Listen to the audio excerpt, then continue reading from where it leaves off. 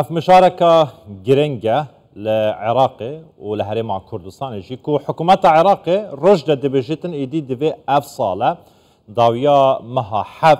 همي او كامبين اواريان كوين عراقي تيدانا بهن داخستن ايتر عراقي فقرن سر مالو حالين خواه لهريم كردستان جي دبجتن كو هريم كردستان يعني حكومة هريم كردستان دبجت هريم كردستان جي بيك وجانية هیچ کسو لاینک به زور داره جهرما کردستان نه در خستن جیان لودری آزادی هیا درباره و مجاره برای سرو رسول رهبر گشتیا نواندا هماهنگی و کریزان لوزارت ناخوی حکومت هرما کردستان اللي هولید گلمه داده بیتن برای سرو تو بخیرات جبو کردستان 24 دست به که بزن بین سرداری کرنا هوا وک وزارت نافو وک حکومت هرما کردستان دیگل و بریاره دی چاوا بیتن آیا بزوره اف آواره دهنه و گراندن جبو نافچه انوان والله او كاتتان باش طبعا او برياري اما سياسة حكومتي هرمي كردستان هر لسرتا وزورون بوا وبيوستي ببرياريكي اوان نبوا بو اوي هاوکار بێت لە گەڕانەوەی ئاوارەکان وە هەمووتان دەزانن کە ئێمە لە ساڵی 2014ەوە ئەو کات کە پێشوازیمان کرد لەسەر فەرمانی جەنابی سەرۆک بارزانی هەموو دەرگاکانی هەرێم بەڕووی ئاوارە و پەنابەران داواڵا کرا لە کاتێکدا کە پارێزگاکانی خۆیان ئامادە نەبوون وەریان بگرن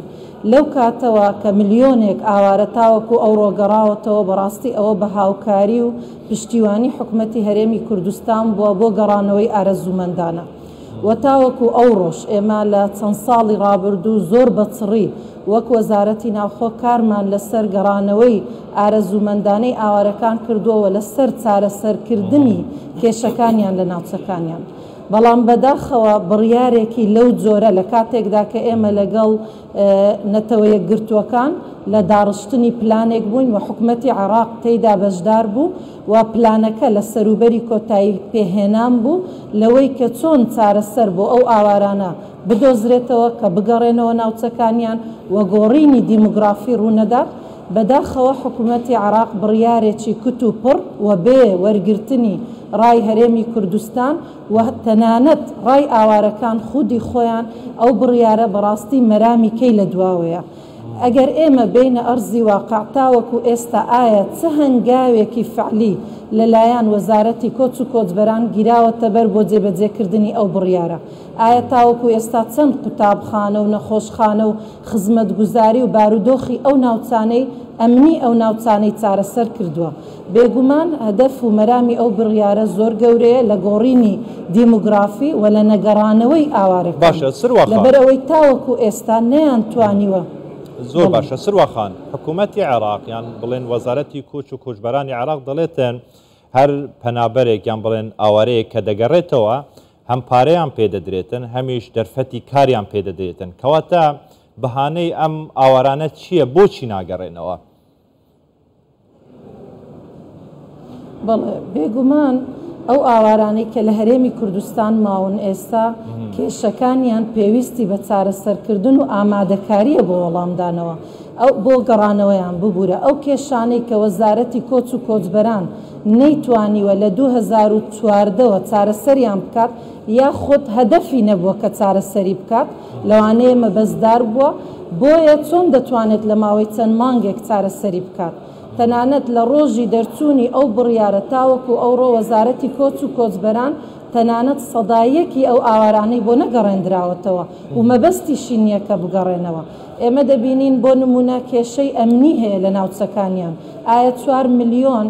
چ لە خێزانێک دەکات کە دەزانێت لە دوای سەیتەرەکانی هەرێمی کوردستانەوە کێشەی بۆ دروست دەبێت تاوەکو ئێستا بەڵگەنامەی یاساییان نییە تاوەکو ئێستا بە سەدان منداڵمان هەیە بەداخەوە گەورە بوون نەیانتوانی بچنە قوتابخانە و وەزارەتی کۆچ و کۆچبەران تەنانەت مەبەستی نەبوو کە کێشەی بەڵگەنامە یاساییەکانیان بۆ چارەسەر بکات ئێمە کێشەی شنگالمان هەیە کە یەکێکە لە کێشە زەقەکان کە تەنانەت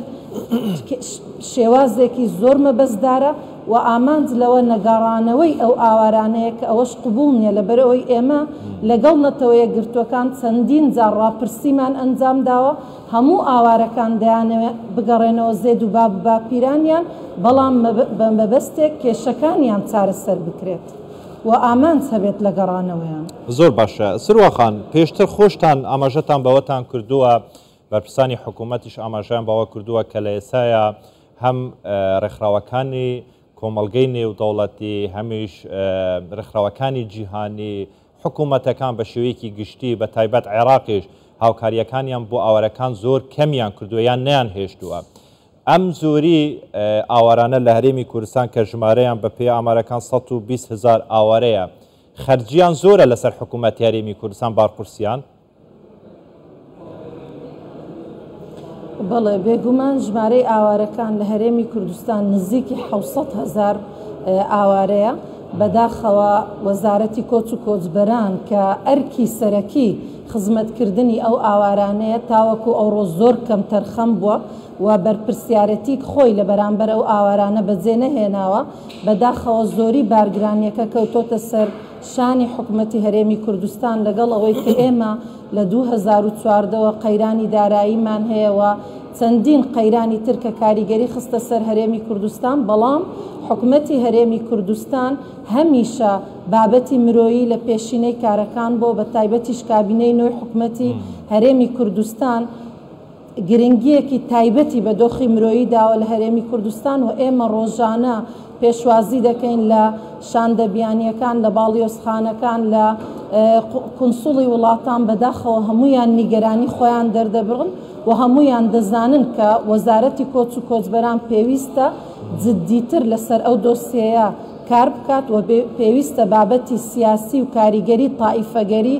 لەو بابەتە دوور بخاتەوە و هەستێت بە ئەرکی خۆی و بەرپرسیارەتی خۆی لە چارەسەرکردنی کێشەی ئەو هاوڵاتیانە و دابینکردنی خزمەت گوزاری تاوەکو گەڕانەوەیان. کەواتە چارەسەر چییە؟ ئێستا کاتەکە درێژ کرایتەوە لەلایەن وەزارەتی کوچ و کوچبەرانی عێراق کراوەتە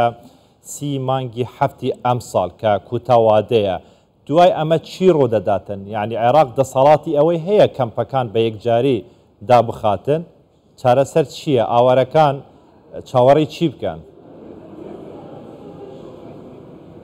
بەڵێ بێگومان سیاسەتی حکوومەتی هەرێمی کوردستان زۆر ڕوونە کە باوەڕی بە گەڕانەوەی ئارەزوومەندانەیە و هەرگیز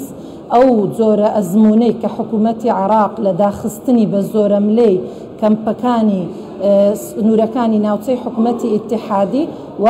ئاوارەبوونیان لە ناوچەکانی تر دووبارە ناکاتەوە هەتا وەکو ئاوارەیەک لە هەرێمی کوردستان مابێت ئێمە دەرگای کەمپەکان بەڕووی کەسدا داناخین بەڵام بێگومان ئەو جۆرە بیرکردنەوەی وەزارەتی کۆچ و کۆچبەرانیش قبولکراو نییە کە لە دوای 30 بڵێ بابەتی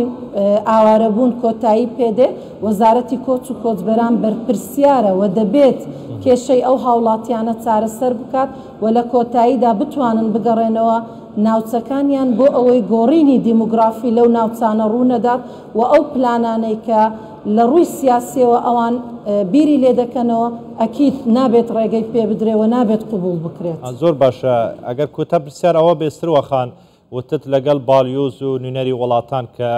گفتوگۆ دەکەین لەسەر ئەم بابەتە ئیتر نیگەرانی بوونی خوان نیشان دەدەن ئەوان تەنها نیگەرانن یاخود فشار دروست دەکەن لەسەر حکوومەتی عێراق بۆ ئەوەی ئەم بابەتە بە شێوەیەک لە شێوەکان چارەسەر بکرێتن و لە بەرژەوەندی هەم حکوومەتی عێراق و هەم ئاوارەکانیشدا بێتن؟ بەڵێ ئێستا ئێمە لەگەڵ بەڕاستی چەندین لایەن لە ئەوان لە گفتوگۆداین و یۆنامی زۆر بە چڕی چاودێری ئەو بابەتە دەکات و تەنانەت نامەیەکی فەرمی ئاراستەی حکوومەتی ئیتیحادی کردووە بەوەی کە پێویستە کێشەی ئەو خەڵکانە چارەسەر بکرێت ئەنجا داوایان لێ بکرێت کە بگەڕێندرێنەوە. ئێستا ئێمە لە ئامادەکردنی ڕێگە چارەیەکین بەیەکەوە تەنانەت حکوومەتی ئیتیحادی شتەیدا بەشدارە و بەڕێز سەرۆکی ئەنجومەنی وەزیرانی حکوومەتی ئیتیحادی لەو بابەتە ئاگادار کراوەتەوە و مەترسیەکانی ئەو بڕیارە زۆر بەڕوونی خراوەتە ڕوو ئێمەش چاوەڕێی وەڵامی ئەوانین و لە گفتوگۆداین. زۆر باشە. بەڕێز سروارە سوور ڕێڤەبەرە گشتیان ناوەندە هەمانگی و کریزان لە وەزارەتە ناوخۆی حکوومەت هەرێمی کوردستان لە هەولێر تگەرمە بووی گەلێکی سوپاسین هەر هەبن.